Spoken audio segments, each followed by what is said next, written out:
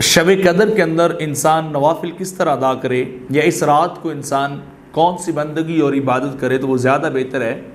تو پہلی بات تو یہ ہے کہ اس رات کے اندر کوئی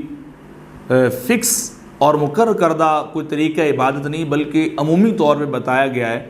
کہ اس رات کے اندر انسان کو تلاوت قرآن مجید کرنی چاہیے، تسبیح و تعلیل کرنی چاہیے، ذکر و اذکار انسان کرنے والا ہو،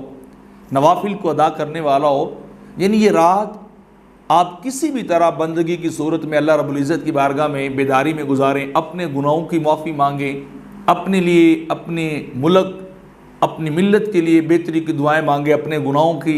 مغفرت کے لیے انسان دعائیں مانگے۔ تو یعنی مقصد کیا ہے کہ آپ کسی بھی طرح اس رات کو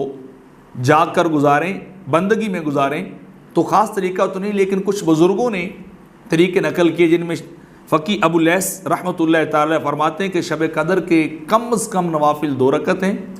زیادہ سے زیادہ 1000 رکعتیں، اور درمیانی تعداد جو ہے وہ 100 رکعتیں۔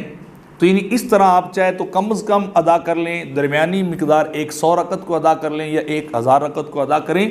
اور پھر ان رکعات کے اندر جو درمیانی مقدار کی قرات ہے وہ یہ کہ ہر رکعت میں سورۃ فاتحہ کے بعد 1 مرتبہ سورۃ قدر ان انزلنا فی لیلۃ القدر کو انسان پڑھے، اور پھر 3 بار سورہ اخلاص کو پڑھے، اور پھر ہر 2 رکعت کے بعد سلام پھیر کر آقا علیہ الصلوۃ والسلام کی ذات والا صفات پہ درود پڑھے۔